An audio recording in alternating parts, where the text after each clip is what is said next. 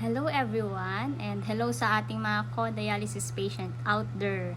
So alam nyo na yung about sa PhilHealth. Iba na ko na nang na-try ito.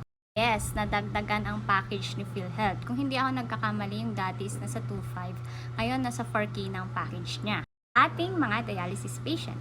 Ano nga ba yung mga libre? This is based lang po sa sinabi sa akin ng head nurse. Epoetin injection. Ito is yung para sa hemoglobin namin. Next is yung laboratories. May exemption yan. Pag nagkasabay yung laboratories and HEPA vaccine, either isa lang doon ang libre. Yung sinasabi nilang copay or yun ata yun yung treatment, ang binabayaran namin sa center is 200. Ngayon libre na siya.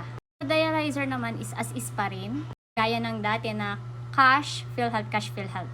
So sa isang taon, 10 ang libre ni PhilHealth sa dialyzer. Center kasi namin, 1.5 ang dialyzer. So, laking tulong talaga. Thank you, PhilHealth.